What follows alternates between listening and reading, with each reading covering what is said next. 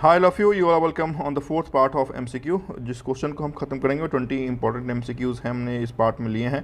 Already हमने 3 अलग अलग पार्ट में 20 इंपॉर्टेंट एमसीक्यूज़ आपके लिए पुटअप कर रखे हैं। You can refer to your previous videos.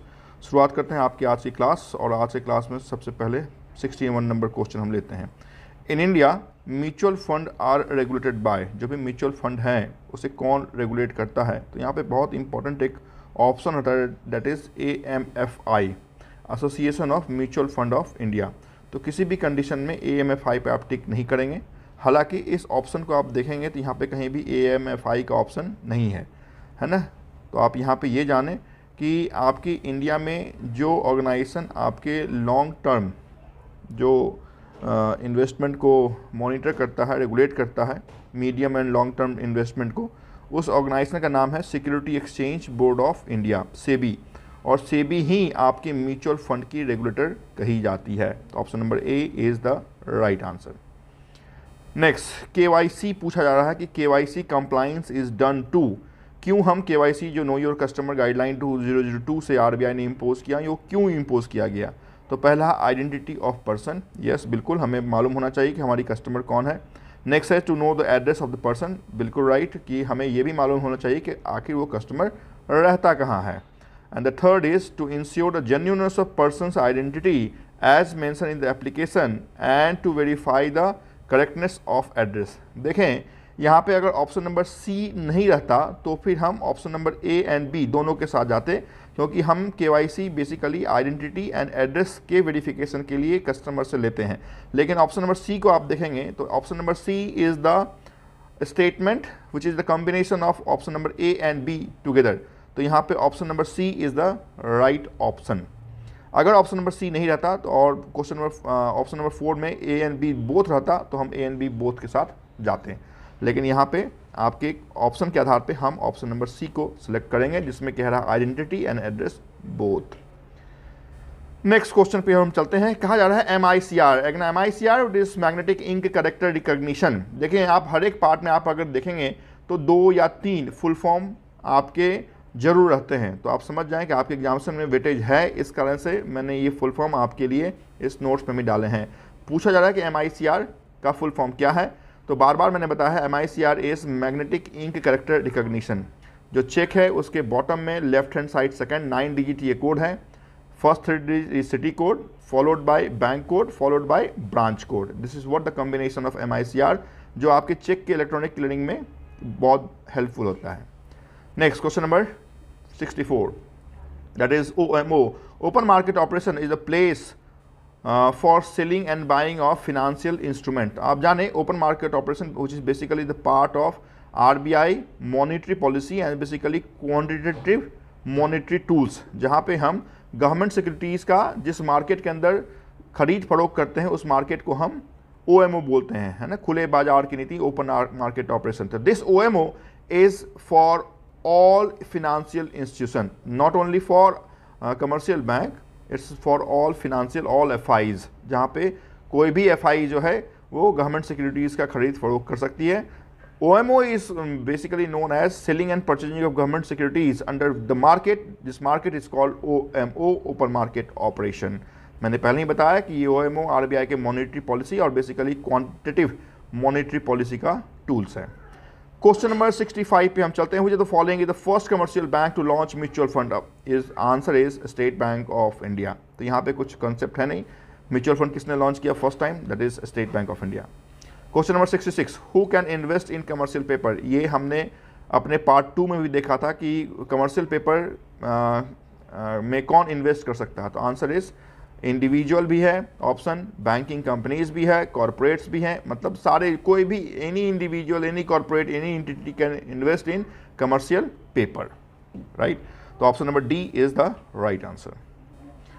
Question number 67 में हम चलते हैं। The committee on the banking regulation and supervisory practices which release the agreed framework on international coverage of capital measures and capital standard in July 1988 is popularly known as. देखिए जो world में बड़ी organisation है जो आपके standard को बनाती है उसका नाम है बेसल। तो बेसल वो कमेटी है जिसके आधार पे हमने बेसल 1, बेसल 2, बेसल 3 अभी तक लाए हैं। तो दिस बेसल कमेटी जो आपके international governance and capital measures के लिए काम करती है। तो बेसल, आज के डेट में हम बेसल 2 को पीछे छोड़ के बेसल 3 पे चल रहे हैं। एंड इस बेसल 3 के 3 पिलर हैं। बेसल 2 के भी वही पिलर थे, बेसल 3 के भी वही पिलर हैं, कुछ आपके मार्जिन और परसेंटेज का डिफरेंस किया गया है।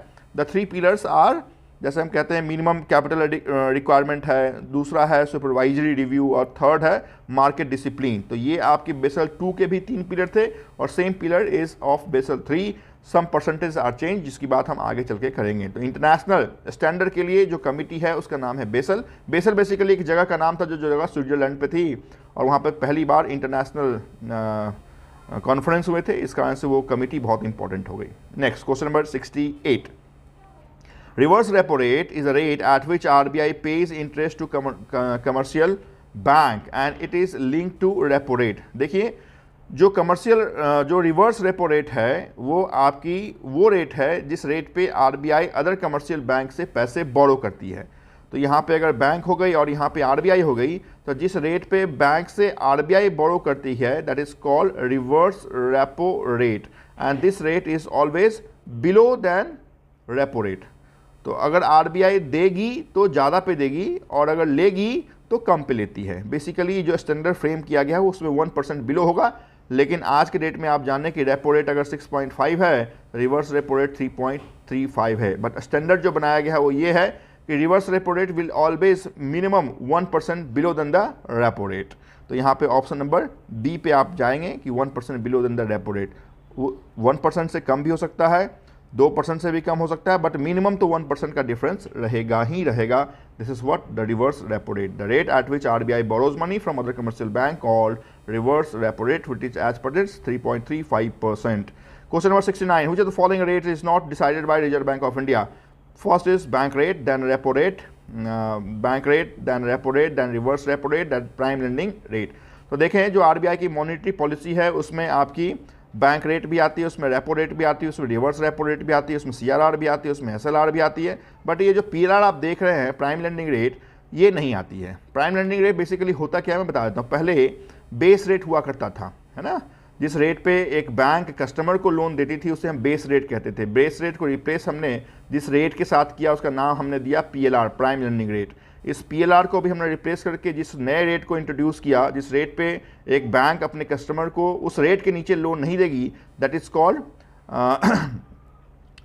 MCLR, that is marginal cost lending rate. और इस MCLR को भी रिप्लेस आरबीआई ने कर दिया है और कहा है रेपो के साथ आप लिंक करें। और आज के डेट में जो आपकी रेट ऑफ लेंडिंग है that is based on EBLR, that is external benchmark lending rate. तो पीएलआर के आधार पे मैंने आपको पीएलआर भी बताया, मैंने आपको MCLR भी बताया, मैंने आपको EBLR भी बताया, मैंने आपको बेस रेट भी बताया। तो वो रेट है जिसे आरबीआई डिसाइड नहीं करती है। This rate is decided by individual bank, however PLR is no more, abolished and replaced by MCLR, abolished and replaced by EBLR at present। Next question number 70 पे हम चलते हैं। तो following is not a function of reserve bank of India? कौन सा इसमें से RBI की फंक्शन नहीं है? First is physical policy, second is exchange of control function, third is issuance, exchange, destruction of currency note, next is monetary authority function, next is supervisory and control function. तो आप जानें कि इनमें से वो फंक्शन जो गवर्नमेंट ऑफ इंडिया का है उसे हम कहते हैं फिजिकल पॉलिसी, राजकोषीय, ऐसा कुछ हिंदी है, मुझे हिंदी सही ढंग से याद नहीं आ रही है, but physical policy is the tools of government of India, जिसके तहत वो मार्केट में क्या करती है, तो अपने इन्फ्लेशन को कंट्रोल करने का काम करती है। Other than these physical policy all work is done by reserve bank of India. Next question number 71 पे हम चलते हैं। with a view to facilitate payment of balance in the deposit account to the person named by the depositor without any hassle in the event of death of the account holder, the following facilities was introduced for bank account in the country। मतलब अगर death हो जाता है उस condition में hassle free जो withdrawal of money है उसके लिए कौन सी फैसिलिटी है? Will, registration, nomination, indemnity and guarantee. आप जाने कि बैंक अकाउंट ओपन करते समय आपसे नॉमिनेशन के बारे में पूछा जाता है। अगर आपने नॉमिनी नेम डाल दिया तो फिर अगर डेथ भी होता है अकाउंट होल्डर का तो जो नाम नॉमिनेशन में है उसके आधार पे उसे हम पैसे आसानी से दे सकते हैं विदाउट एनी इशू। तो nomination is the right answer. Question number 72. Bank in our country normally publicize that additional interest rate is allowed on retail domestic term deposit of additional जो हम interest payment करते हैं above than normal customer is to senior citizen। वैसे व्यक्ति जिनका as 60 years plus है उनको basically हम TDR में ही बेसिकली है ना, TDR में जो रेट दिया जाता है वो आपकी 0.5% 1% more than the normal rate हम देते हैं। तो this is what the RBI guideline है ना। अदरवाइज माइनर या फिर मैरिड वीमेन या फिर अदर एम्प्लॉय को जो rate of interest on TDR is remain at par, remain same, only this interest benefit given to the senior citizens. Next question number 73. In strips the first letter S denotes for. तो strips का तो full form आप पहले जाने तो भी आपको, मान लीजिए इस क्वेश्चन में आपसे स्ट्रिप्स का S पूछा गया है, किसी और क्वेश्चन में स्ट्रिप्स का R पूछा जाएगा, तो उस कंडीशन में देखिए यहाँ पे ये भी देखिए स्ट्रिप्स में first letter is also S and last letter is also S। तो आपसे स्पेसिफिकली पूछा गया है in terms strips the first S denotes, strips का फुल फॉर्म है separate trading of registered interest and principal of securities. तो यहाँ पे जो पहला पूछा गया है उसका फुल फॉर्म है सेपरेट, है ना। तो फुल फॉर्म फिर से एक बार बताता हूँ, separate trading of registered interest and principal of securities, this is what the strip is. Question number 74. When the loan is granted to the purchase of white goods it is called. तो जो भी white goods का मतलब है वैसे goods जो लंबे समय के लिए बनाए जाते हैं, जैसे फ़ैन हो गया, टीवी हो गया, है ना, आपकी LCD हो गई, आपकी AC हो गई, रेफ्रिजरेटर हो गया। तो ये सब ऐसे लोन हैं जो जिसकी ड्यूरेबिलिटी ज़्यादा होती है, और वैसी गुड्स जिसकी ड्यूरेबिलिटी ज़्यादा होगी उसे हम वाइट गुड्स लोन कहते हैं, और उस लोन को जिस नाम से हम जानते हैं that is called consumer durable loan. Next question number 75. Structure of Basel 2 is based on how many pillars.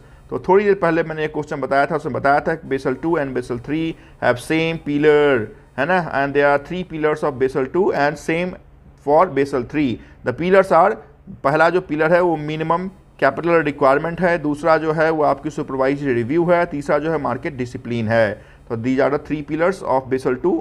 Basal 2 को तो भाई हमने पीछे छोड़ दिया, we are working on Basel 3 जो उसकी गाइडलाइन है।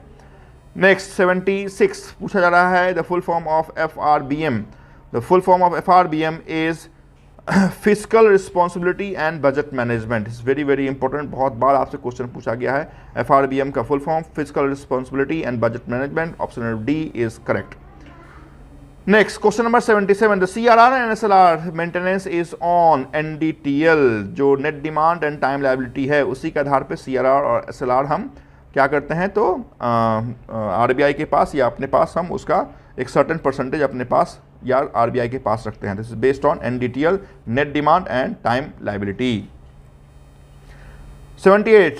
Reserve bank of India was nationalised on. देखिए RBI वो बैंक है जो आपकी इंडिया की क्या है, बैंकर्स बैंक है, जिसका एस्टैब्लिशमेंट हमने 5 करोड़ की लागत से कोलकाता में आपकी यंग एंड हिल्टन कमेटी, जिसे हमने रॉयल कमीशन भी बोला था, उसके आधार पे हमने 1 अप्रैल 1935 को किया था। करने के बाद हमने 1 जनवरी 1949 में उसका नेशनलाइजेशन कर दिया। तो यहाँ पे क्वेश्चन पूछा गया है when RBI was nationalised, the answer is 1949।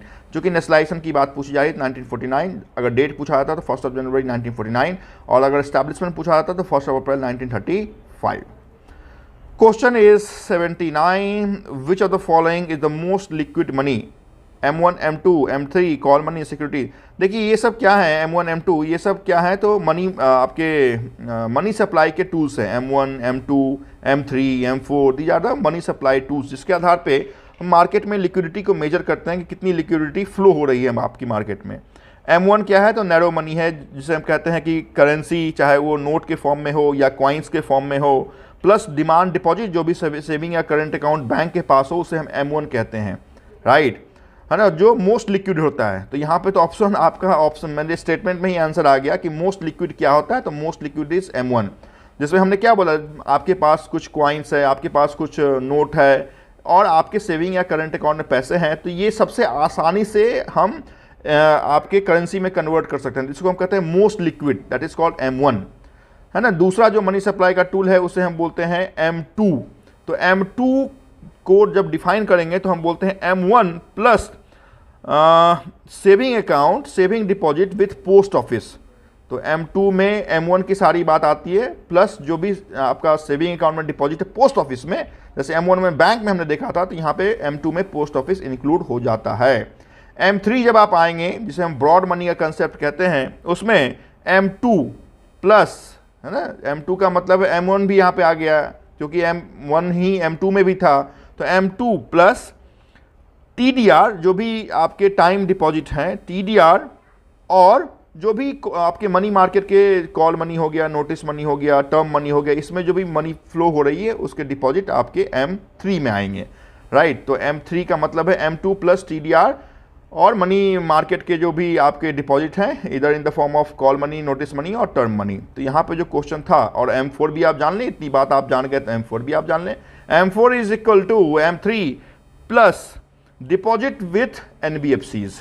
तो M3 में तो सारे डिपॉजिट आ गए, यहाँ पे बैंक से आगे बढ़ के, पोस्ट ऑफिस से आगे बढ़ के अगर हम NBFC को भी इंक्लूड कर दें तो सारी डिपॉजिट आपकी M4 में आ जाती है। तो यहाँ पे जो क्वेश्चन था उसका आंसर M1 है, which is the right answer, option number A. And the last question of this part is, who decide the value and volume of banknote to be printed and on what basis? तो आप जाने कि कौन decide करता है कितनी हमें currency print करनी है। तो of course the regulator of money market, reserve bank of India, and the is currency printing is based on MRS system, that is minimum reserve system. और ये मिनिमम रिजर्व सिस्टम ये कहता है कि हमारे पास 200 करोड़ की लिक्विडिटी होनी चाहिए। इस 200 करोड़ की लिक्विडिटी में 115 करोड़ रुपए के गोल्ड और 85 करोड़ के फॉरेन एक्सचेंज होने चाहिए, है ना। तो ये डिसाइड कौन करता है? Always and always reserve bank of India. Thank you so much for watching this important another 20 important MCQs of banking and finance. Thank you so much for watching this important video.